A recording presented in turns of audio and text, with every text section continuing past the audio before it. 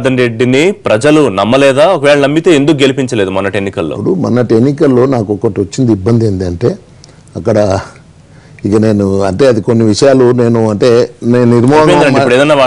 నిర్మోహమాటంగా మాట్లాడే వ్యక్తినే. జడ్చల లోపల ఒక అభ్యర్థి ఆయన సొంత తమ్ముని చంపిన బహాటంగా ఆయనకు టికెట్ ఇచ్చినారు, వద్దని చెప్పినాను. అక్కడనే మాకు అంటే 56,000 మైనస్ పోయినాక గెలిచేది కష్టం అని చెప్పినాను. 59,000 మైనస్ పోయింది. బీజేపీ పార్టీకి చెందినటువంటి జిల్లా పార్టీ అధ్యక్షుని తీసుకుపోయి టీడీపీ మిత్రపక్షం ఉంటే నారాయణపేటలో పోటీ పెట్టిండ్రు. At what cost? ఇలా నేను అంటే ఇవాళ ఓపెన్గా చెప్తున్నాను, నేను నిలబడ్డాను కదా, నేను ఇవాళ బీజేపీ తరఫున ఎంపీకి నిలబడ్డాను. కనీసము నేను ఒక సీనియర్గా రాజకీయాల్లో ఉన్న వ్యక్తిని ఏవేవి మనం అడుగుదాం, ఏ సీట్లు మనం అడుగుదాం మన తరఫున. ఇక్కడ ఈడ బీజేపీ ఎంపీగా పోటీ చేస్తున్నాము, ఈడ రెండిట్లో పోటీ చేస్తారు. నేను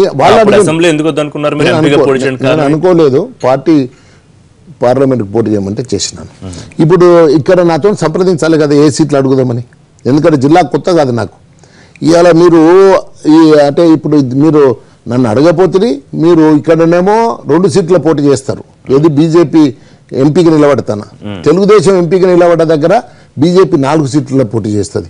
ఇది కనీసం నాకు ఊర్లో పోటీ పోయి ఇది నాగం జనార్దన్ రెడ్డి గుర్తు అని చెప్పే పరిస్థితి కూడా ఊర్లో లేదు. నాకు సమయం లేదు, ఎందుకంటే 23 దినాలు ఢిల్లీలో కూర్చున్నాను. ఢిల్లీలో కూర్చొని తెలంగాణ నేను చెప్పినాను, తెలంగాణ బిల్లు పాస్ చేయించుకున్నాకనే గడ్డ మీద అడుగు పెడతామని ఆ రోజు నేను కానీ ఎన్ఎం శ్రీనివాసరెడ్డి గారిని భీష్మించుకొని కూర్చొని 23 దినాలు తెలంగాణ వచ్చిన తర్వాతనే హైదరాబాద్ అంటే నేల మీద మేము గడ్డ అంటే మా కాలు మోపినాం. మీకు తెలుగు